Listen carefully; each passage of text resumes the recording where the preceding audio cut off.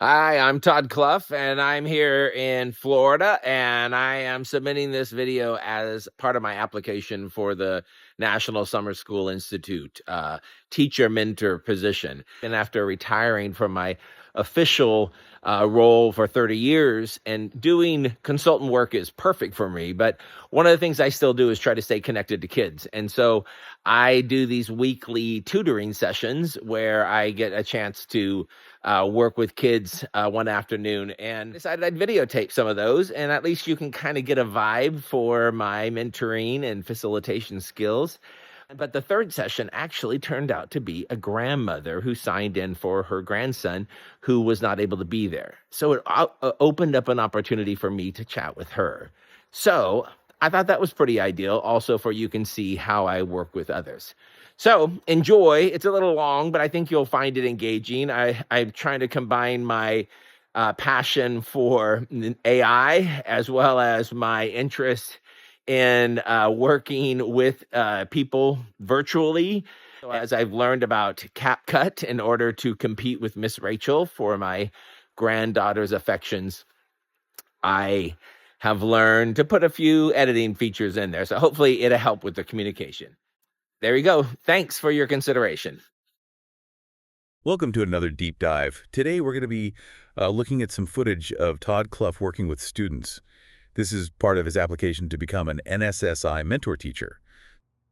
What stood out to you most about Todd's approach across all three of these interactions? Well, a few things, really. First, his consistent focus on building rapport and establishing trust before diving into the academic content. There he is, Mason. How are you?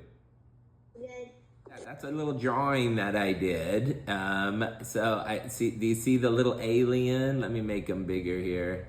Yeah, Yeah. I can see. So, and the alien saying, "What have you been boarding up? Like, so what's new in your world?" Just now, I just took my dog on a walk. Okay, and how was that? It was pretty nice, but it wasn't warm enough. No, not warm enough. So, I think I saw him last time, right? Yeah, Yeah. What was your dog's name again?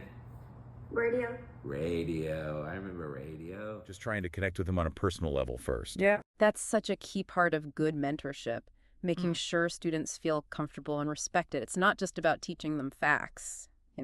Right, it's about building trust and making a real connection. Scaffolding the learning process to fit their individual needs and skill levels. Yeah, he doesn't just throw complex concepts at them and expect them to sink or swim. He carefully builds upon their existing knowledge, provides clear explanations. Couple things. Let's do a quick review, and then I'm going to give you some little subtraction quizzes. They're going to be simple, but I think you're going to help me know what things you already know and what you're still. Remember when we had this problem last time? So here, I'm going to ask you to tell me, what is the mystery number? Notice what I did as I move the box to show you all of those different place values. What's the number that number would equal? The 4,000, this is the 1,000 place. Okay. So we'll put, yes, 6 is exactly right. And here's how you might use a 10 to help you here, is look at this 9. What if we thought about this as a 10? You were taking a lot of time thinking about that one. So tell me what it was that you were thinking in order to try to solve that. How did you approach it? So, And the whole time, Todd is encouraging you to explain how getting the answers. Oh, that's a good technique. It helps kids become more aware of their own thinking. Yeah, it's called metacognition. Right. And it helps Todd see how Mace is approaching the problem. Right, it's not just about getting the right answer, it's about understanding the process. And uses a variety of strategies to make the learning stick. And his feedback is always specific and actionable. He doesn't just say, good job, or you need to work on this. He offers concrete suggestions for improvement. All right, my friend, here's what we're going to do for a few minutes is what are some things you can celebrate? What are some things that you can practice? Because you got them all 100% right. So do a little celebration. Let's see a celebration. Give me, yeah, all right. That's the kind of, one of the things I want to encourage you to do is keep practicing your subtraction facts. I like that you know to use your fingers when you're not sure. You have your subtraction flashcards? Beautiful. So make 2 piles, make it a game, and have somebody hold it up. And if you only get like 3 seconds. And if you don't get it, it goes over in the pile to learn. If you get it, it goes over in the pile, I already know it. Let's take a look at this because this one is tricky, and this is why it's important that we remember our 1s and our 10s. Now, here's the part that we were talking about earlier. Ready? Undivided attention. Give me your focus. Ready? Well, thanks for sharing with me your afternoon. I appreciate getting some time with you today. I missed you last week, but I'm glad you're back. It's amazing to watch. He goes from working with these young kids to having this deep conversation with an adult about a student's overall learning and well-being. Wow, that's adaptability. He's comfortable working with people of all ages. He really is. He starts by asking the grandmother about Jackson's progress and challenges, and he expresses a genuine desire to work with her to support Jackson's learning. That's great. He's building a partnership with the family. He is. And the grandmother shares her frustrations about how hard it is to help Jackson sometimes. Well, he'll be back next week for sure. Yeah. It's just that we forgot about the time frame. I wish I could not have them charge you for it. I'm sorry. No, it's no problem. I know it's my fault. Do you want to take a couple minutes? Like, how's he doing? Tell me about, like, what is it that you're working with him on? At first, he was doing fine in math, and then his grade went down. How's he talking about school? Is it... No, not positive? Most of the time it is. Okay. But then there's times where he says people, like teachers, are picking on him. I don't actually think they're picking on him. Okay. I think he's Mr. Know-It-All.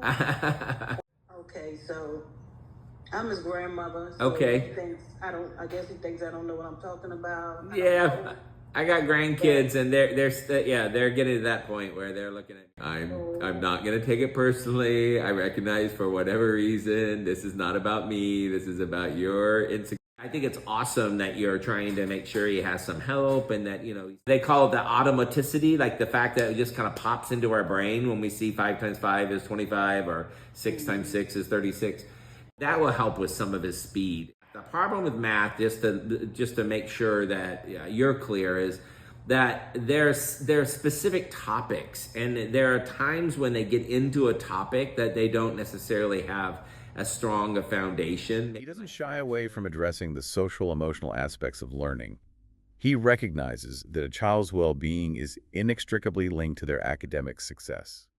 And they separate him from the other kids because his attention span is not long when somebody else is around. I hate he that. Thinks they're picking on him.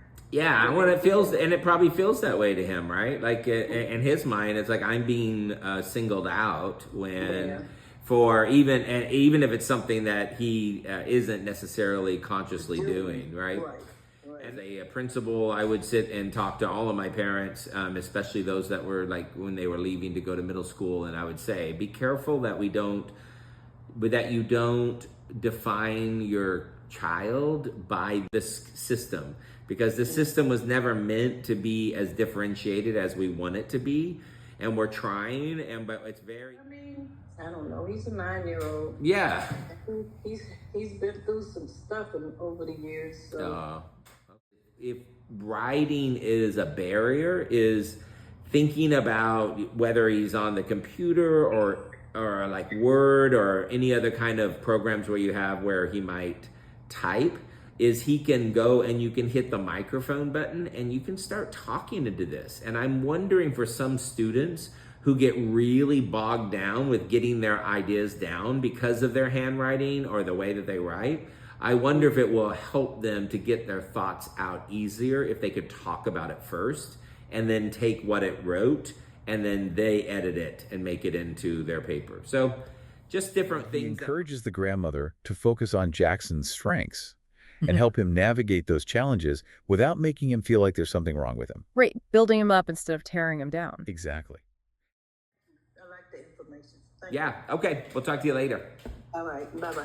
Bye. The principles he embodies are invaluable. Building relationships, meeting people where they are offering specific guidance, encouraging a growth mindset. These are the building blocks of impactful mentorship.